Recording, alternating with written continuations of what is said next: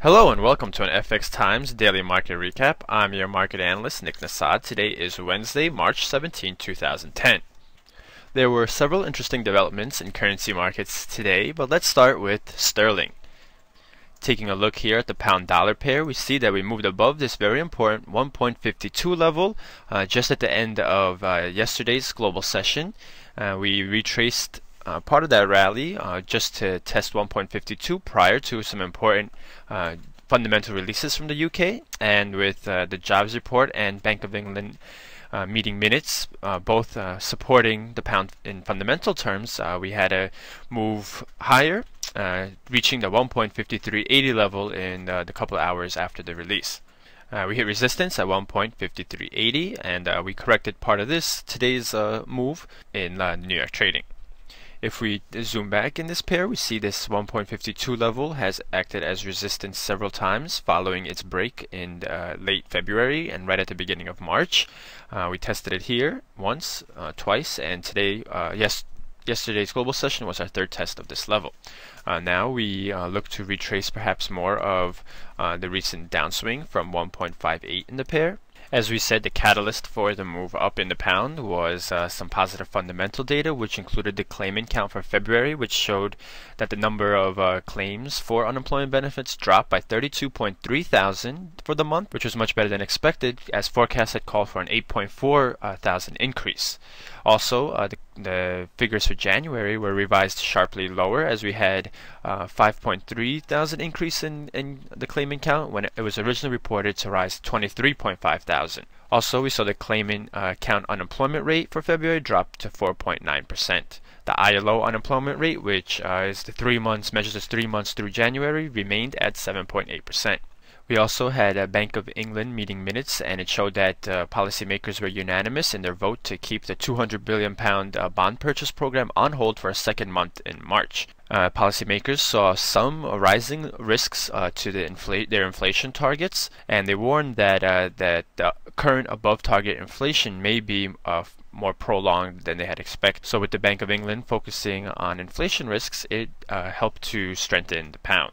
The euro-dollar pair, meanwhile, rose above a pretty important level of its own at 1.38 in today's trading, but the move to a 6-week high here at 1.3816 was rejected rather quickly, and we moved to retrace this rally we had started in yesterday's session. If we drew a Fibonacci retracement, we see that we pushed just below the 50% retracement of this rally, which also corresponded with our 50-period moving average using hourly candles. We did manage to rebound from there. We'll see if this means that we have some continued strength for the euro.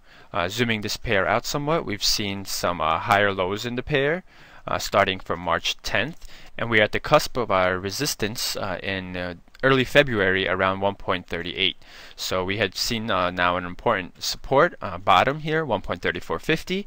We had been monitoring the 1.37 level, but we've moved above that, and now we're testing our highs from about a month and a half ago. Yesterday we saw the FOMC say that it would continue to stay on the sidelines in terms of any interest rate increases, as the improvements in the US economy may not be enough just yet to start suggesting raising rates. Unemployment in the US remains stubbornly high, and several administration officials have said that that high unemployment rate shall remain for several months to come, including the Treasury Secretary Timmy Geithner, who says that the economy needs to create 100,000 jobs a month in order to make the unemployment rate move down. Also, with the Greece debt situation on the back burner, and with our continued soft stance from the FOMC, it does mean that the euro has a chance to rally from a fundamental standpoint. So we have to monitor what happens the rest of this week, especially if we test this 1.37 level, and what happens the next time we test our highs. Talking about central banks, we also had the Bank of Japan decide on interest rates overnight. As expected, they kept their benchmark rate at 0.1, but they did announce an expansion of its 3-month loan facility to 20 trillion yen, which is around $222 billion, in an effort to step up their fight versus deflation by expanding credit growth. This is pretty much an expansion of the Bank of Japan's quantitative easing, and it runs counter to what the other main central banks are doing around the world. So that could imply that the yen may be pressured as a result. However, if we take a look at the dollar-yen pair, we see that after the release of the Bank of Japan statement, we rallied in favor of the greenback, but we were unable to move above our resistance from yesterday, and we have this rather strong resistance now at the 90.80 level, and we are caught in a bit of a sideways range in the moment. So you would be hard pressed to, from the price action, see that the Bank of England even eased monetary policy overnight. The yen may continue to be weighed down during March as we have Japanese repatriation going on as the fiscal year in Japan ends at the end of March. So exporters are moving their money back to Japan, which means that they have to buy yen, increasing demand for yen. So we may see this pair capped here around 90.80 until the end of March. But as the central bank in Japan expands its quantitative easing, it seems logical from a fundamental perspective that the yen would weaken. It was a similar story in the euro-yen pair as we tested an important level of resistance around 125, but we were unable to move above that. So we'll see if we have another attempt to test this level coming up. In a third look at a euro pair, here is the euro versus the Swiss franc. We see a sharp continuation of the declines in favor of the Swiss franc in this pair. Even though the Swiss National Bank said that it would try to avert aggressive appreciation of the franc against the euro, and it had been intervening in the markets throughout the past several months, it seems that they are nowhere to be seen currently as traders try to probe what the fair value price of this euro-Swiss franc could be.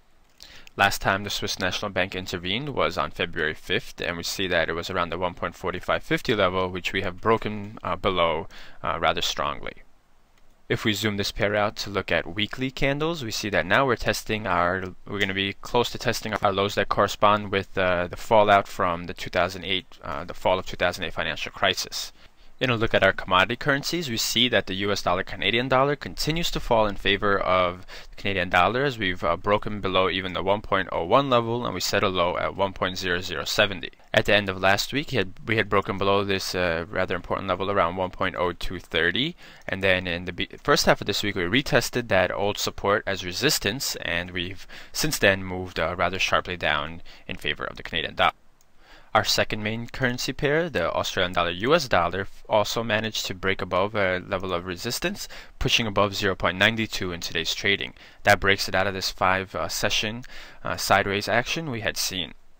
The fact that both the Australian and Canadian dollars are gaining rather sharply today means that traders must no longer be worried about the possibility of perhaps a trade war between the US and China, which had been a news story that had started the week on some risk aversion, like as you can tell here.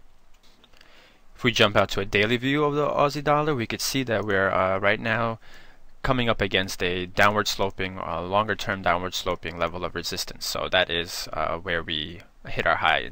Now let's see what upcoming fundamental releases we can expect in the coming global session. Tonight, Japan posts a quarterly measure of manufacturing activity. Overnight, Switzerland posts data on its trade balance, industrial production, and future economic expectations, while the UK posts data on government borrowing and money supply. Tomorrow morning, the UK also releases data on industrial orders. The US posts its jobless claims, consumer prices, Philadelphia Fed Index, and its leading index, while Canada releases a measure of foreign capital flows. And that will do it for today's broadcast. For more news, videos, and analysis, please visit our site FXTimes.com. I want to thank you for watching and wish you good trading.